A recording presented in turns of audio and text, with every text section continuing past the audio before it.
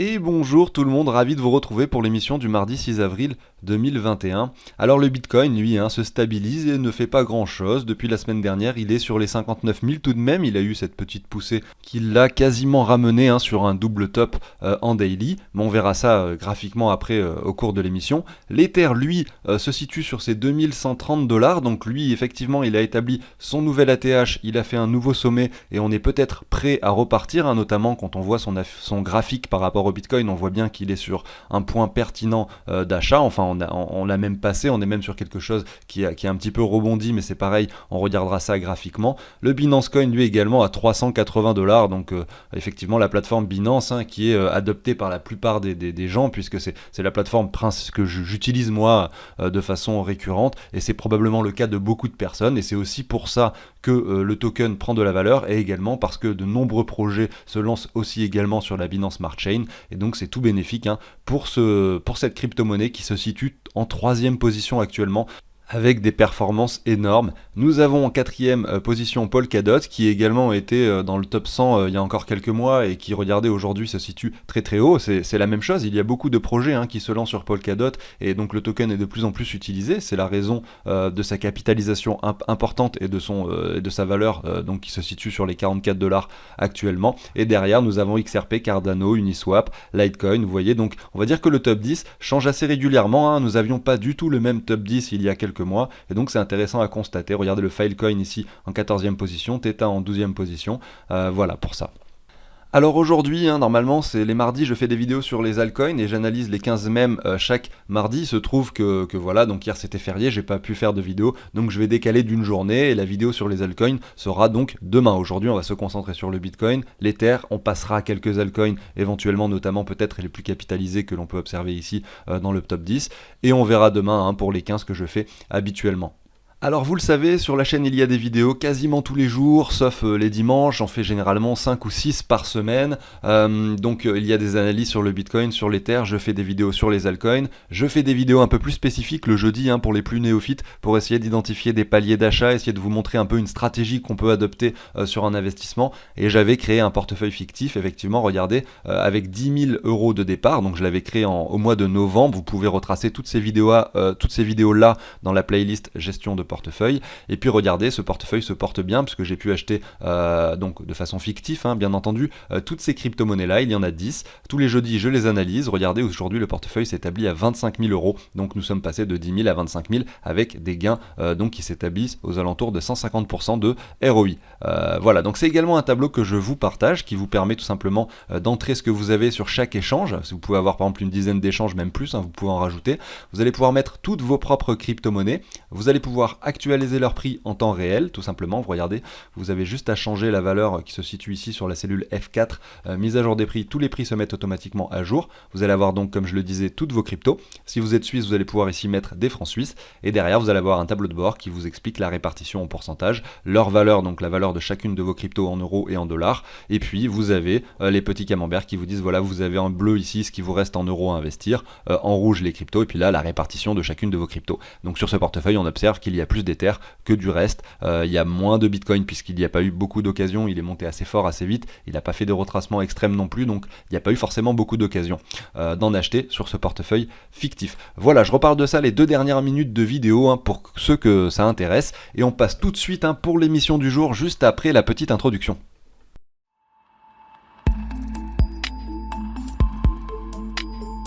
Alors avant de débuter l'émission, il y a 2 choses dont je voulais vous parler. La première, c'est que je vous ai présenté un projet avant-hier, donc je vous ai effectivement parlé des tenants et aboutissants du projet. Ça concerne donc une blockchain qui sera utilisée par les universités du monde entier. Je vous mets le lien ici en haut à droite si vous voulez aller checker et voir un petit peu de quoi il s'agit. Et la deuxième chose, c'est la chaîne YouTube qui a atteint les 10 000 abonnés, donc c'est grâce à vous, merci à tous. Et j'avais dit pour vous remercier effectivement que j'allais organiser un airdrop avec 4 fois 50 dollars de PXP à gagner. Alors la crypto-monnaie PXP, c'est un projet dont je vous ai parlé il y a 2 semaines de ça. J'avais fait une vidéo spécifique un dimanche, je vous la mets également ici en haut à droite si vous voulez y jeter un œil. Le projet s'appelle PointPay et donc ce sera une plateforme alors, qui est déjà même accessible et qu'on peut déjà même utiliser avec plusieurs crypto-monnaies. Vous allez pouvoir faire des emprunts, vous allez pouvoir également gagner des intérêts sur vos crypto-monnaies. Vous allez pouvoir, il y aura une sorte d'échangeur aussi comme sur Binance, vous allez pouvoir acheter et vendre des crypto-monnaies et vous allez également pouvoir obtenir une carte de crédit.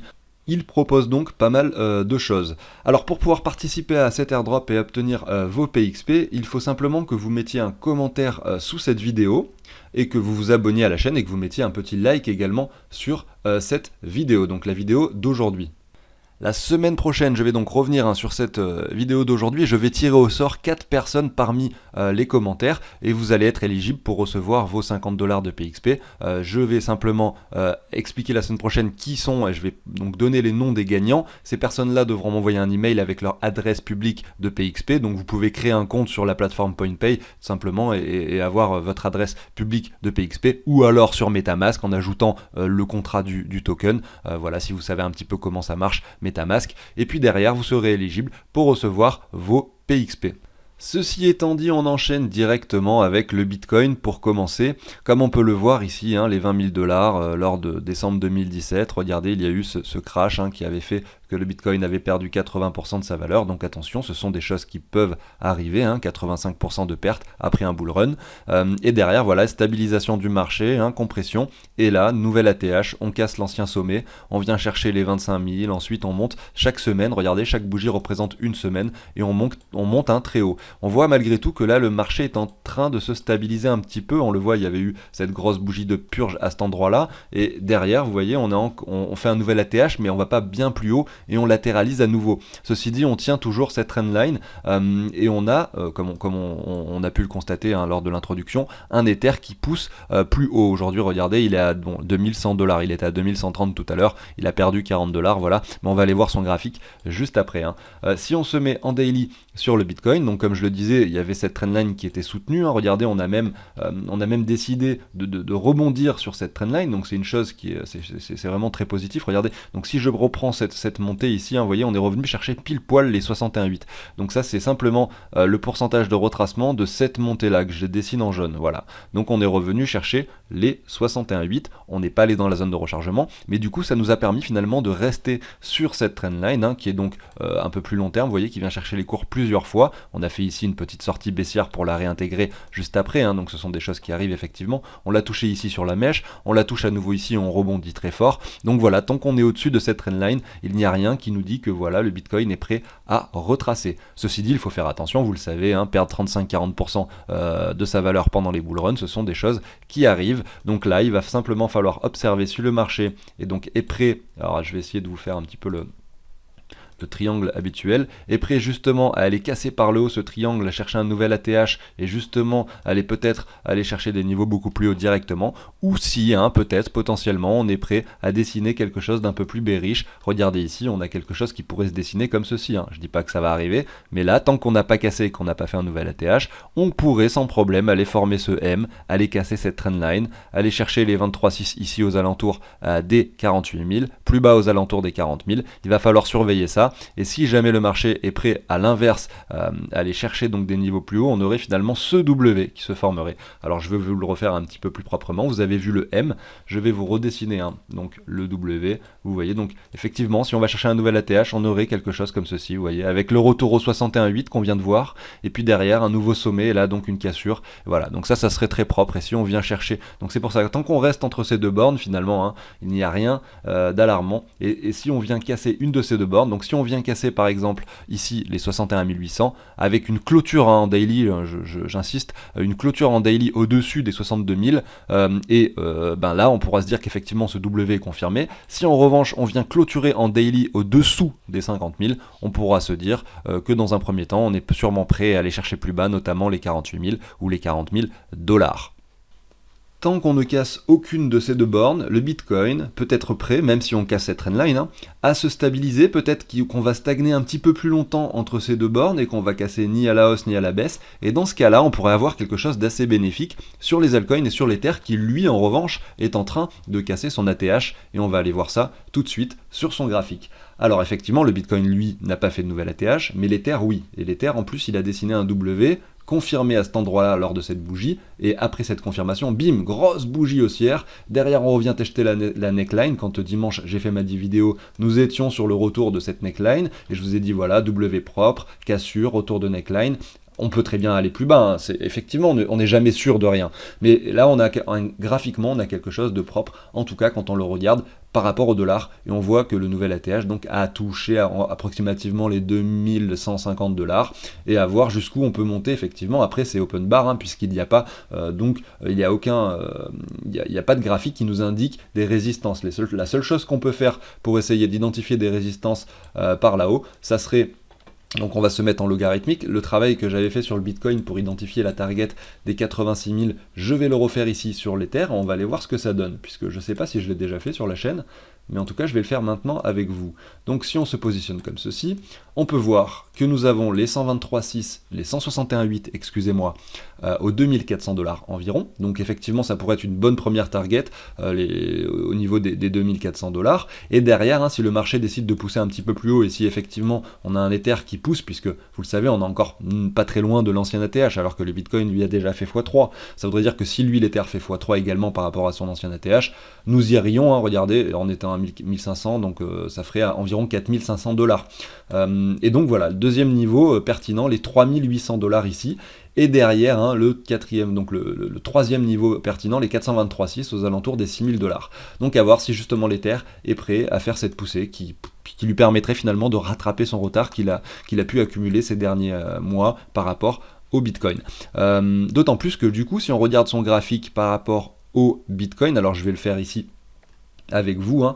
Je le fais à chaque fois, je sais, mais c'est assez intéressant de constater quand même que, regardez ici, nous avions fait, lorsque le Bitcoin avait touché des sommets, alors là nous étions en juin 2017, donc on va les regarder, voilà, janvier 2018. Donc à cet endroit-là, quand nous étions ici, le Bitcoin était sur des sommets. Et donc l'Ether aussi. L'Ether était sur les 1400 $ environ quand nous étions sur ce niveau-ci.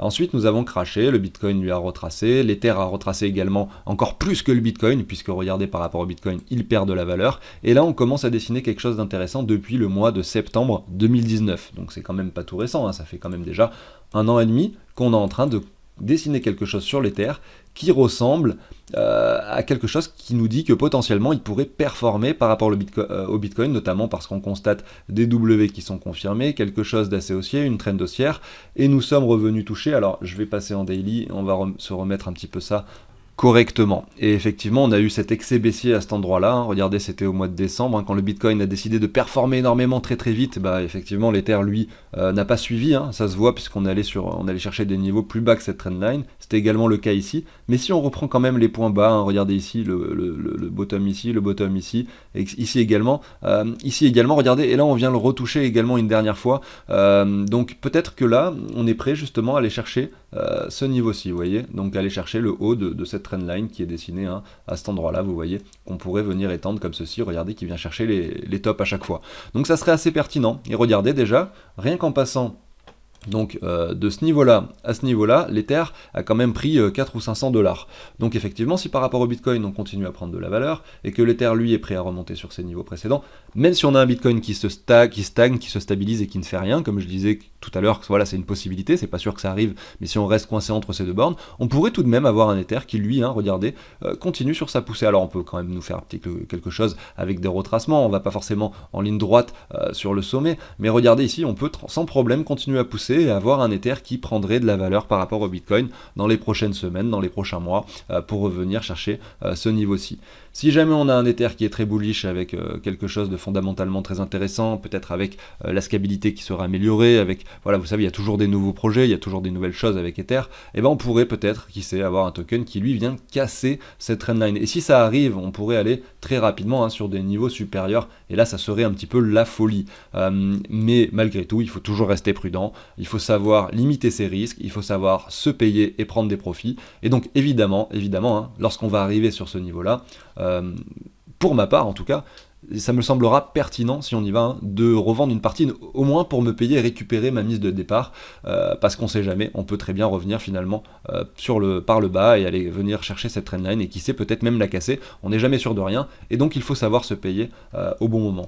Regardons un petit peu le BNB hein, ici par rapport au dollar, on est sur une trend haussière. Alors là je suis en logarithmique, si je regarde le graphique normal, vous voyez qu'on est sur vraiment quelque chose de très très bullish hein, ici, on ne peut pas dire le contraire. Nous avons eu ce retracement, alors je vais rester comme ça, nous avons tout de même eu ce retracement à cet endroit-là, hein, qui nous a amené finalement à quelque chose d'assez...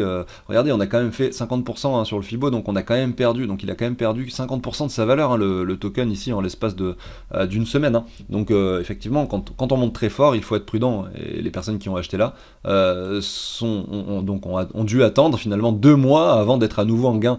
Et c'est 2 mois où votre argent est bloqué finalement. Vous auriez pu investir dans autre chose. C'est 2 mois où votre argent est bloqué. Donc attention à ne pas FOMO. Après, voilà, hein, effectivement, là, quand on a retracé 50%, qu'on a fait déjà même les 38,2, même les 23,6, c'était des niveaux effectivement où on pourrait se dire si. Bon, je vais vous remettre ça en daily. Si quand vous voulez acheter des cryptos de façon générale, hein, alors, effectivement, quand quelque chose performe énormément, pour moi, c'est pas c'est pas sur le token sur lequel je me penche le plus. Mais malgré tout, pour quelqu'un qui aurait souhaité en avoir à ce moment-là, effectivement, vous pouvez vous positionner le Fibo comme ceci. D'ailleurs, j'en ai deux maintenant, c'est stupide. Et vous auriez pu vous mettre un premier palier d'achat ici lorsqu'on avait touché les 23,6, en sachant que c'était assez risqué, parce que finalement, les 23,6 sont très vite atteints une fois quand on a fait une poussée comme celle-ci, on retrace généralement plus. Ou vous auriez pu vous mettre également un palier ici au 38,2, au 0,5, au 0,6, voilà, vous auriez eu 3 paliers de toucher. Vous auriez pu mettre par exemple 5-6 paliers, là ici au 78,6, si jamais on avait décidé de retourner dans la zone de rechargement, vous auriez pu vous mettre voilà, un petit palier ici, un palier ici. C'est comme ça qu'on peut procéder et ça permet de lisser ses achats. Et bon bah voilà, mais moi je l'ai pas fait, hein, parce que clairement j'en ai acheté un petit peu ici, pas suffisamment à mon goût évidemment, quand on a ça derrière, on se dit toujours qu'on n'en a pas acheté suffisamment. On revient chercher les 50% de Fibo, on dessine un W, et là on a à nouveau quelque chose de bullish, on casse le doublement, enfin sommet. Voilà, là il n'y a rien qui nous dit que le BNB est prêt à retracer. Hein. On peut très bien aller chercher des niveaux, on ne peut pas savoir vraiment jusqu'où, mais on va essayer d'identifier ça quand même. Alors on va se remettre en log, on va voir un petit peu les niveaux pertinents pour le BNB. Alors je vais me remettre en weekly. Et si on se met un Fibo donc de prolongation, comme j'ai l'habitude de le faire, on va se mettre comme ceci. Alors je vais prendre mon Fibo de prolongation, je vais prendre ce bottom à cet endroit-là, ce sommet ici, ce bottom ici, vous voyez. Bah finalement, voilà, vous voyez, c'est compliqué, il a tellement performé qu'on a déjà cassé les 423,6, donc par rapport au dollar, moi j'ai rien qui me permet d'identifier des zones de revente. Enfin, on pourrait pousser à 1000, 2000, 4000 dollars, je sais pas. Enfin, j'en ai aucune idée. On pourrait même s'arrêter maintenant, retracer et aller chercher les zones de rechargement. J'en ai aucune idée. Donc, on va aller le voir un petit peu par rapport au Bitcoin. Et c'est là aussi pour moi l'intérêt de regarder les graphiques par rapport au Bitcoin. Alors, si j'enlève ceci, vous voyez qu'ici finalement, alors on va se mettre. On va enlever le log et on constate quand même que il n'était pas, voilà, il a fait vraiment quelque chose de très haussier très rapidement, hein, notamment avec la Binance Smart Chain qui s'est développée, vous le savez, et on n'a pas forcément, hein, en tout cas en weekly, il n'y a rien qui nous disait que là potentiellement il y avait un marché haussier qu'on pouvait acheter, etc. Mis à part, la seule chose qu'on aurait pu identifier ici par rapport au Bitcoin, c'est se mettre un Fibo comme ceci, et regardez, pile poil, on vient chercher les 78,6, hein, ça se voyait à l'œil, hein, on est dans la zone de rechargement, mais voilà, il n'y a pas de W, il n'y a rien de propre qui nous dit qu'on est prêt à partir, et ça part très très fort, donc c'est compliqué d'investir là-dessus, effectivement. Moi j'en avais également parce que je m'en sers aussi également pour payer les frais sur Binance, donc j'en avais toujours un petit bag de dispo, donc je suis très content de voir les performances. J'en avais même acheté pour faire de la finance décentralisée un petit peu, donc je suis très content de voir ça, mais malgré tout c'est toujours pareil, hein, c'est pas quelque chose que j'ai pu anticiper, et même en daily, regardez, c'est assez haussier très rapidement, donc pas grand chose à voir, hein, même par rapport au Bitcoin. Et si on se met notre Fibo de prolongation de la même façon que je l'ai fait finalement par rapport au dollar, on va se mettre ici sur le bottom, on prend le top ici, on se met ici. Vous voyez ici on n'est même pas au 123,6. Donc là en revanche par rapport au Bitcoin on pourrait du coup se mettre des targets. Pour quelqu'un qui en a acheté plus bas et qui souhaiterait revendre, on a les niveaux des 161,8. Faut voir à quel prix il aurait par rapport au dollar à ce moment-là. Hein. Mais en tout cas par rapport au Bitcoin on peut s'identifier des niveaux de revente. Hein. Vous le voyez ici, 268, etc. Donc c'est intéressant, on suivra ça sur la chaîne, à voir jusqu'où on peut pousser. La première étape serait les 123,6 qui a priori devraient être atteintes assez rapidement. Hein. Alors on va les regarder. Qu'est-ce qu'on peut regarder? On peut regarder Polkadot, mais effectivement ça va être un peu la même configuration. Hein. On est dans le top 4, on a quelque chose qui performe énormément depuis des semaines. Est-ce que c'est le meilleur moment pour investir? Probablement pas, hein. Regardez ici par rapport au dollar. Alors je suis pas en logarithmique, effectivement. C'est un token qui existe depuis pas si longtemps, hein. Là nous étions en août 2020. Voilà, et donc on a quelque chose de très bullish. Graphiquement c'est compliqué, hein. On peut juste essayer de choper des retracements en se mettant des fibos comme ceci, essayer de choper des retracements. Là regardez, on s'est arrêté sur la semaine d'après. Voilà, on a fait cette bougie la très haussière la semaine du 15 février. La semaine d'après on a retracé au 38,2. Voilà, donc ça c'était pertinent, mais c'est toujours pareil, hein. J'aime pas acheter des cryptos qui performent comme ça. J'aime bien, c'est pareil, j'aime bien avoir de la diversité dans mon portefeuille, donc j'en ai également un petit peu et je suis très content de voir cela. Et d'ailleurs on en a acheté sur le portefeuille fictif plusieurs fois, hein, les jeudis. Donc il y a eu des opportunités tout de même, notamment quand on le regardait, hein, par rapport au Bitcoin. C'est d'ailleurs ce qu'on va faire maintenant, pour voir si on pourrait se mettre des targets de revente. Et effectivement, on peut faire le même travail. Donc, comme pour le Binance Coin, on va se mettre le Fibo de prolongation. Et voilà, vous pouvez faire le même travail. Vous prenez le bottom, le sommet, et ensuite le retracement. Donc, en fait le Fibo de prolongation, ça se fait finalement en trois parties, hein. Vous pouvez vous mettre... Attendez, je vais essayer de vous expliquer ça. En fait, on imagine des vagues qui font voilà, un sommet, un bottom, un sommet, etc. Donc là, on imagine que voilà, on a fait un sommet à cet endroit-là, donc on prend cette hauteur, et ensuite on reporte ce Fibo, donc on estime que ça représente 100%, et on le reporte à partir d'ici. Donc vous voyez, c'est un petit peu plus haut finalement, tout simplement, en estimant qu'on fait une vague, deux vagues, et là, pour voir jusqu'où la troisième vague peut monter. C'est comme ça que ça marche. Et donc on voit que, en plus là c'est propre, hein, parce qu'on vient toucher les 123,6 plusieurs fois, on mèche dessus, on retrace énormément, donc c'était vraiment un niveau pertinent, hein. C'était un niveau pertinent, et d'ailleurs si derrière vous aviez mis effectivement un petit Fibo de retracement, alors bon, c'est un peu c'est un peu le bordel, mais si je renlève, alors ce que je vais faire, c'est que je vais enlever à nouveau mon Fibo comme ceci. Voilà, lorsque nous avions touché les 123,6, nous aurions pu nous mettre un Fibo de retracement, et nous sommes venus chercher les 38,2. Donc ça c'est les 38,2 de cette hausse, vous voyez, taf. Voilà, comme ceci. Donc derrière, voilà, je vous remets l'autre Fibo, on va voir un petit peu les targets. Donc là, maintenant qu'on est à nouveau sur ce niveau-là, la question c'est est-ce qu'on est prêt à le casser ou pas. Sur le RSI, on a la divergence, donc voilà, c'est pas sûr qu'on le casse, mais malgré tout, cette divergence n'est pas confirmée. Je dis qu'il y a une divergence puisque là, on fait un nouveau sommet, alors que le RSI diminue ici.